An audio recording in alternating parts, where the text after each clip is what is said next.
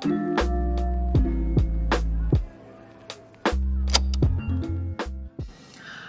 party people, what's up? Welcome back to my channel. I'm Tori, and for today's video we're going to be talking about how to feel more free and more confident in your fashion choices. For this video we will not be spending money, we will not be getting rid of things in our closet. I just want to talk about different ways to approach dressing yourself, to approach your style and fashion in a more holistic way, if you will.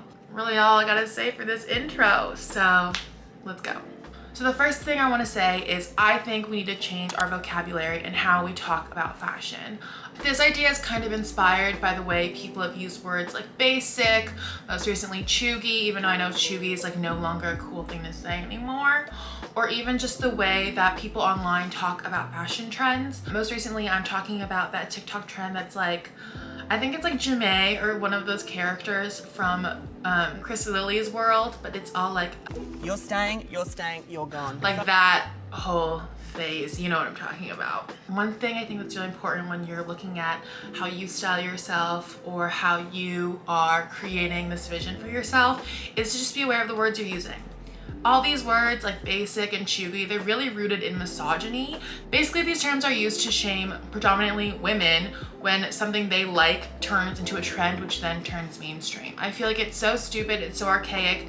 If you can get rid of those words out of your vocabulary or any of the new terms pop up like that, I think it's better for literally all of us when we're all getting dressed and figuring out our style. I literally could not tell you what the next word is to describe something basic, but just when that word pops up, ask yourself, is this tickling my little internalized misogyny?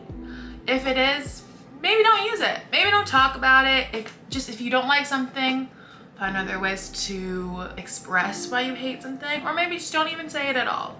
I also really hate these words, not only just because they really evoke some sort of misogynistic undertones, but also because I feel like so many brands are starting to use it in their marketing tools, and I want to like claw my eyes out when I see it. These words and even these like trends online, they're not only shaming us into buying things like vis-a-vis the faceless internet and myself, or even person to person, but I feel like now brands are using them to shame us into buying their product.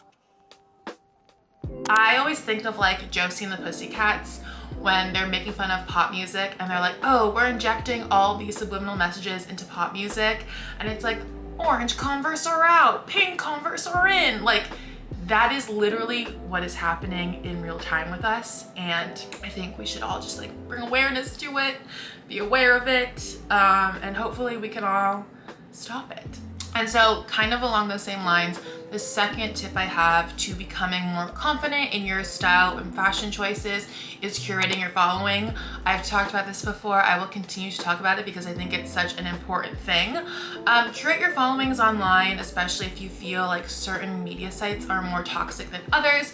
I don't go on Pinterest because I feel that so many of the things the algorithm feeds me are just of like conventionally attractive white women, and it's being tossed to me under the guise of like, oh, this is fashion and this is in. So that's why I don't go on Pinterest. I also don't go on Pinterest because they don't really credit their artists or like people that are being served to you on their algorithm. So that's something I kind of hate. Instagram, I've said this before, I feel like I have a really good relationship with Instagram. I feel like all the people I follow are not only aspirational in some way, but also just like really fucking cool. So I love following all of those people.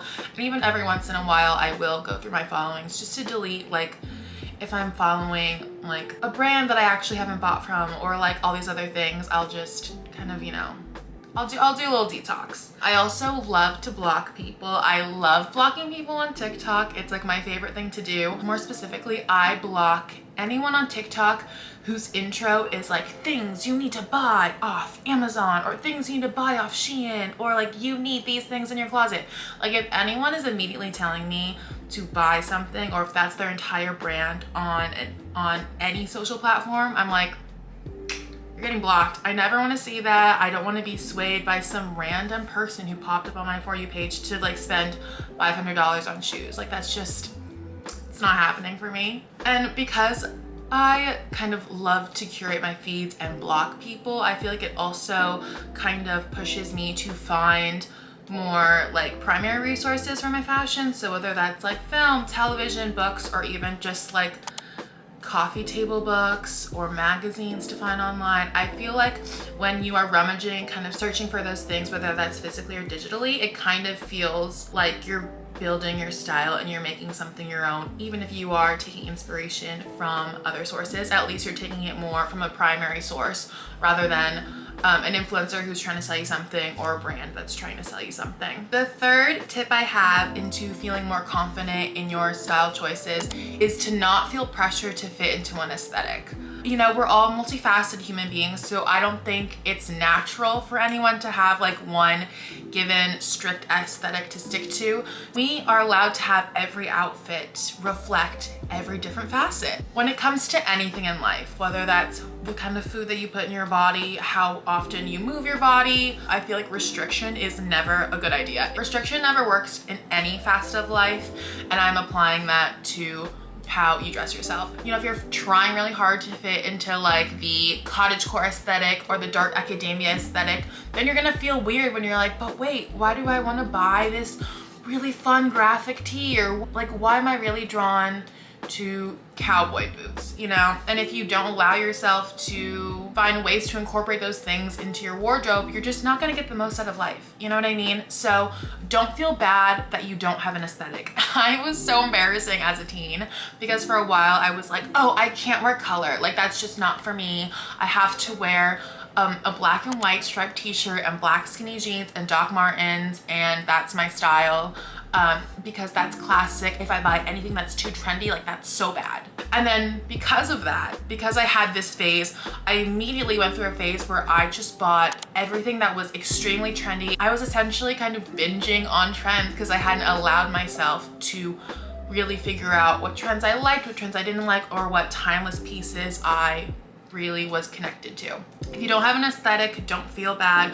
Don't feel like you don't have a grip on your style or your fashion if you don't have one. I feel like it's more fun if you dress different every day and if you can find those pieces that lend themselves to your different aesthetics. That's a way more fun way to approach fashion and style. So my fourth tip in feeling more confident in your fashion choices is don't think about how others perceive you when you're wearing your clothing. This is kind of a hard concept for me to describe because obviously everyone has pieces in their closet where you wear them for certain events so people will perceive you a certain way. Like for example, I always have a blazer in my closet, like a structured black blazer in my closet whenever I would have to do job interviews because I want to look like a professional, because I want to look like a young professional. I want to look like I have my shit together. And like I feel like in most other realms of dressing, that's not necessarily the case. I think what's super important is thinking about how you feel. An example for me on a way that I used to dress when I was really obsessed with how others would perceive me is when I was in college and when I would like go out to places. There are so many memes online of like, why did every girl in 2016 dress like this? And it's like the crisscross top, black jeans, and Adidas Superstars.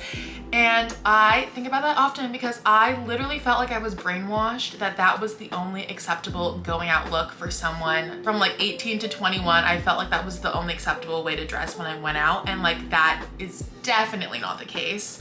I was just really obsessed with how people would perceive me, and because I am a tall person, I'm so much taller than all my friends, I'm a bigger person, I'm so much bigger than all my other friends, I was like scared of how people would perceive me. And I was like, oh my God, I just want to get into this club. I just want to get into this bar. Like I don't want anyone to perceive me differently than how they perceive my friends, because I'm sure some people definitely do. I'm still kind of working outside of that. I feel like, I mean, I haven't really gone out in the past 2 years now, but I feel like that's an area of my life that I can still work on. Like just wear what I want when I want to go out. I want to exude confidence rather than I'm dressing for, you know, the male gaze, or dressing because I think this is how you have to dress when you go out. My main tip for this is really just to think about how you feel and just like think about how you feel in the clothes. Do you feel confident in the clothes? Do you feel secure in the clothes? Then wear them outside. Because I do feel like, especially if you feel confident and secure in something, or if you feel like this is a sick outfit, so many people are going to respond to that energy rather than you trying really hard to exude that energy, if that makes sense. I don't know if that makes sense. I feel like I'm talking in a circle, but Yeah, just stop thinking about how others perceive you. I would also say this goes for like online as well. I feel like so many people dress for how the faceless internet will perceive them, you know, whether that's on social media or other things. Like if you're trying to impress the internet, you're always going to fail. Wear what you want to wear. Don't wear it because you think some random user on Instagram is gonna really like this outfit, or like because you'll get more pins on Pinterest. Like, think about you. Be selfish in this way and think about yourself when you're styling yourself, when you're just trying to live your life and trying to dress yourself. And the fifth tip that I have for being more confident in your style choices is to figure out what dressing for your body means to you. When I was younger, I had like the staple magazines. You know, I did have Pop Star and J14, but then I also had Teen Vogue and 17 and Allure. And in the pages of those fashion magazines, a lot of them would talk about ways to dress for your body.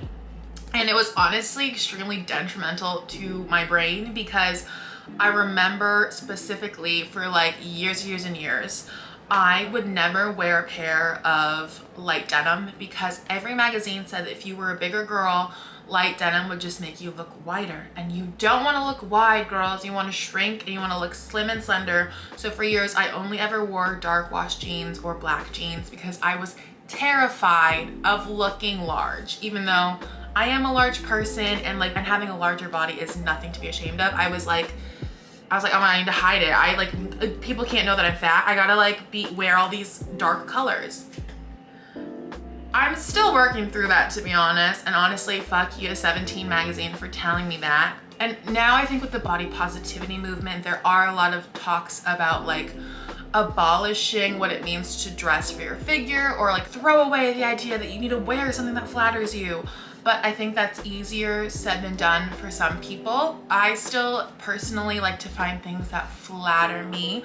But one of my friends commented a few videos back talking about how flattery can mean something different for everyone, and the new definition now is kind of just finding things that accentuate the parts of your body that you do like, whereas the old definition was like hiding parts of your body that society has deemed shameful. So I'm kind of going with the first definition now when it comes to finding things that flatter me.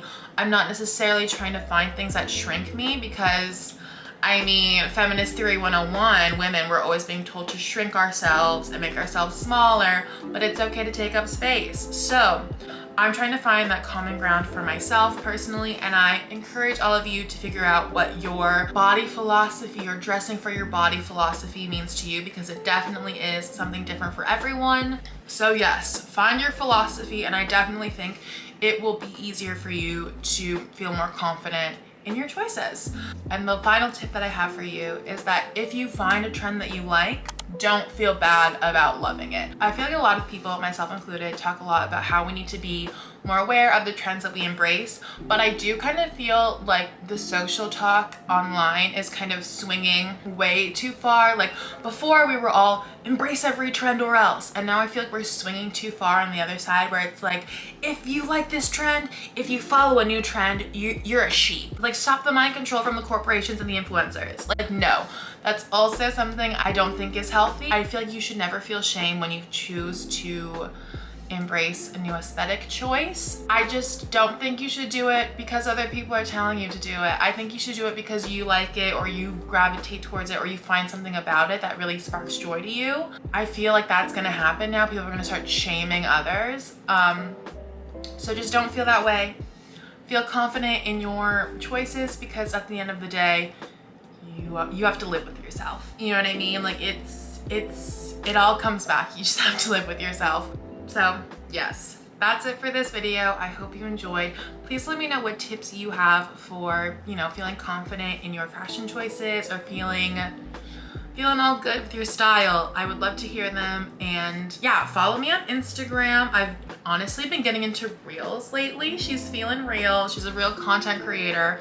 And I'll see you for the next one. Bye.